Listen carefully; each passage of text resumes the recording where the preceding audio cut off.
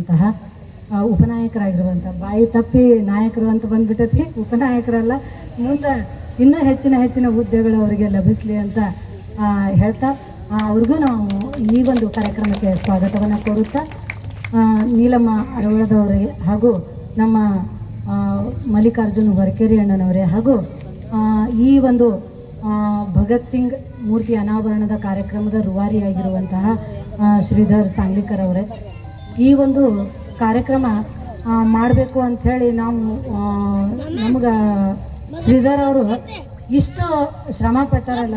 ಅವರು ಫಸ್ಟು 2021-22 ಇರ್ಬೋದು, ಅವರು ರಕ್ತದೊಳಗೆ ಒಂದು ಲೆಟ್ರ್ ಬರ್ಕೊಂಡು ಬಂದರು. ಏನಂತಂದ್ರೆ ಈ ಒಂದು ಭಗತ್ ಸಿಂಗ್ ಅವ್ರನ್ನ ಒಂದು ಫೋಟೋವನ್ನು ಯಾವ ಒಂದು ಕಾರ್ಯಕ್ರಮದೊಳಗೆ ಅಂದ್ರೆ ನಮ್ಮ ಈ ಏನು ಮಹಾನಗರ ಪಾಲಿಕೆ ಆಗಿರ್ಬೋದು, ಗೌರ್ಮೆಂಟ್ ಹಾಸ್ಪಿಟಲ್ ಆಗಿರ್ಬೋದು, ಇಂಥಲ್ಲಿ ಎಲ್ಲೂ ಅವ್ರದ್ದು ಒಂದು ಚಿತ್ರನೂ ಇಲ್ಲ.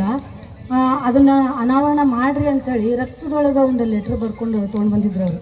ಅದನ್ನು ನೋಡಿ ನಮಗೆ ರೋಮಾಂಚನ ಆಯಿತು. ಯಾಕಂದ್ರೆ ಈ ಕಾಲದೊಳಗೂ ಅವ್ರ ಬಗ್ಗೆ ಬರೀ ಮಾತಾಡ್ತೀವಿ, ಆದರೆ ಅದನ್ನು ಅನುಭವಿಸಿ ಆ ಒಂದು ರಕ್ತದೊಳಗೆ ಅವರು ಒಂದು ಲೆಟ್ರನ್ನು ಬರೆದು ಅವರು ಒಂದು ಫೋಟೋ ಅಂದರೆ ಅವ್ರನ್ನ ಯಾರು ಮುಂದಿನ ಪೀಳಿಗೆ ಮರಿಬಾರ್ದು, ಮುಂದಿನ ಜನಾಂಗ ಅವ್ರನ್ನ ನೆನ್ಪಿಟ್ಕೋಬೇಕು, ಅವರ ಒಂದು ತ್ಯಾಗ ಬಲಿದಾನವನ್ನು ಅಂತ ಹೇಳ್ಕೊಡಕ್ಕೆ ಅವರೊಳಗೆ ಭಗತ್ ಸಿಂಗ್ ಏನು ಅವ್ರಿಗೆ ಏನು ಪ್ರೇರಣೆ ಕೊಟ್ಟನೋ ಗೊತ್ತಿಲ್ಲ, ಅವರು ರಕ್ತದಿಂದ ಲೆಟ್ರ್ ಬರ್ಕೊಂಡು ಬಂದಿದ್ರು.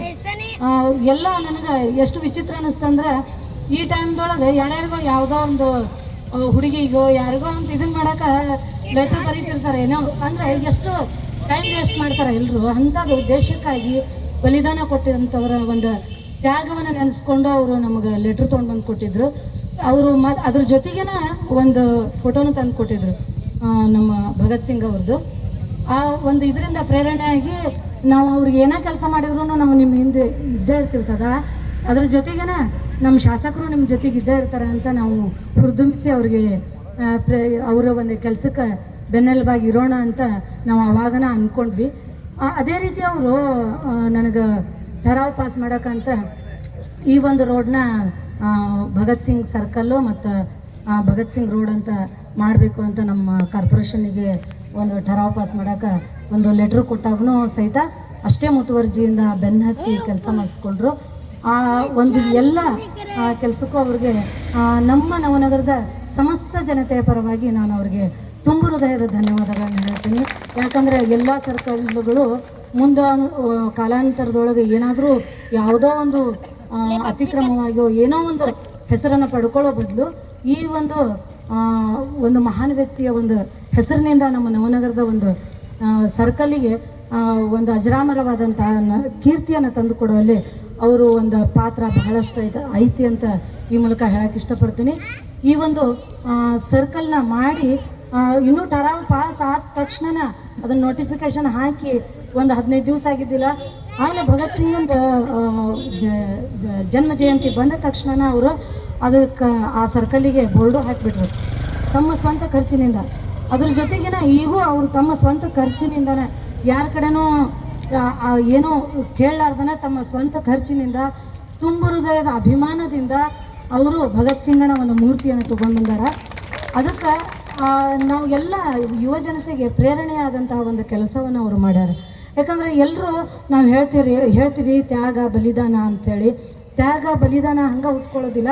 ಇಂಥ ಒಂದು ಸಣ್ಣ ಕೆಲಸಗಳನ್ನ ಮಾಡ್ತಾ ಹೋದಂಗೆ ಒಂದು ದೊಡ್ಡದಾದಂತಹ ತ್ಯಾಗ ಬಲಿದಾನದ ಒಂದು ಮಹೋನ್ನತವಾದಂಥ ಒಂದು ಕೆಲಸ ಮಾಡೋಕ್ಕೆ ಸ್ಫೂರ್ತಿ ಪ್ರೇರಣೆ ಸಿಗುತ್ತೆ.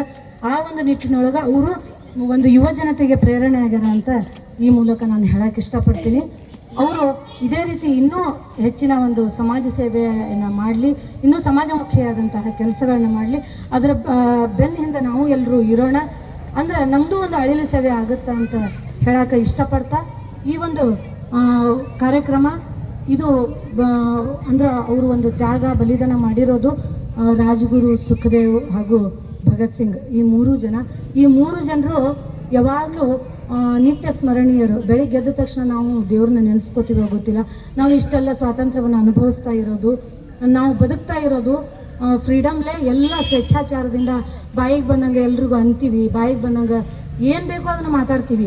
ಅದಕ್ಕೆಲ್ಲ ಮೇನ್ ಕಾರಣೀಕರ್ತರು ಇಂಥ ಮಹಾನ್ ವ್ಯಕ್ತಿಗಳು ತಾವು 16 ವರ್ಷ 15 ವರ್ಷಕ್ಕೆ ತಮ್ಮ ಜೀವನವನ್ನು ತ್ಯಾಗ ಮಾಡಿ ನಮ್ಮಂಥವ್ರಿಗೆಲ್ಲ ಈ ಒಂದು ಸುಖವನ್ನು ನೆಮ್ಮದಿಯನ್ನು ಈ ದೇಶದೊಳಗೆ ಇರಾಕ ಎಲ್ಲ ರೀತಿಯಿಂದನೂ ನೆರಳನ್ನು ಕೊಟ್ಟಿರುವಂಥದ್ದು ಈ ತ್ಯಾಗ ಬಲಿದಾನ ಮಾಡಿರುವಂಥ ಮಹಾನ್ ಪುರುಷರಿಂದ. ಆಗಲೇ ರೋಹಿಣಿ ಹೇಳಿದಂಗೆ ಯಾವುದೂ ಶಾಂತಿಯಿಂದ ಎಂದೂ ಬಂದಿಲ್ಲ, ಎಲ್ಲ ಕ್ರಾಂತಿ ಮಾಡಿದಾಗನ ಬಂದಿರೋದು. ಎಲ್ಲನೂ ಕ್ರಾಂತಿಯಿಂದನೇ ಬಂದಿರೋದ್ರಿಂದ ಅದ್ರದ್ದು ಮಹತ್ವ ಏನು ಅಂತ ನಾವು ತಿಳ್ಕೊಬೇಕು, ಮುಂದಿನ ಪೀಳಿಗೆಗೂ ನಾವು ಹೇಳ್ಕೊಡ್ಬೇಕು. ಯಾಕಂದ್ರೆ ಮುಂದಿನ ಜನಾಂಗ ಹೆಂಗಾಗ್ಬಿಟ್ಟದಂದ್ರೆ ಈಗ ಬರೀ ಗೆಜೆಟ್ಗಳನ್ನ ಹಿಡ್ಕೊಂಡು ಓಡಾಡ್ತಾ ಇದ್ದಾವೆ. ಯಾರಿಗೂ ಯಾವುದ್ರ ಬೆಲೆನೂ ಗೊತ್ತಿಲ್ಲ. ಯಾವಾಗ ಕಷ್ಟಪಡ್ತೀವಲ್ಲ ಆವಾಗ ಅದ್ರ ಬೆಲೆ ಗೊತ್ತಾಗುತ್ತೆ. ಜೀವ ಕಳ್ಕೊಳ್ಳೋದು ಅಂದ್ರೆ ಅಷ್ಟು ಸುಲಭ ಅಲ್ಲ. ಒಂಚೂರು ಗಾಯ ಆದ್ರೆ ನಾವು ಅಂತೀವಿ, ಅಂಥದ್ದು ಪಟ್ಟಂತ ಜೀವ ಕೊಡೋದು, ಅದು ಖುಷಿಯಿಂದ 15-16 ವರ್ಷಕ್ಕನ ಜೀವ ಕೊಡೋದಲ್ಲ, ಅದು ಬಹಳ ಒಂದು ಗಟ್ಟಿತನ ಬೇಕು. ಅದಕ್ಕೆ ಈ ಎಲ್ಲ ಗೆಜೆಟ್ ಹಿಡ್ಕೊಂಡು ಹೋಗುವಂಥ ಈ ಒಂದು ಸಮಾಜದೊಳಗೆ ನಾವು ಇಂಥವರನ್ನು ಪ್ರೇರಣೆಯಾಗಿ ಇಟ್ಕೊಂಡು ಮುಂದೆ ನಮ್ಮ ಜೀವನದೊಳಗೆ ದಾರಿದೀಪವನ್ನಾಗಿ ಮಾಡಿಕೊಂಡು ನಮ್ಮ ಜೀವನವನ್ನು ಸಾಗಿಸೋಣ ಅಂತ ಹೇಳ್ತಾ ಮತ್ತೊಮ್ಮೆ ಶ್ರೀಧರ್ ಅವ್ರಿಗೆ ಅನಂತ ಧನ್ಯವಾದಗಳನ್ನ ಹೇಳ್ತೀನಿ.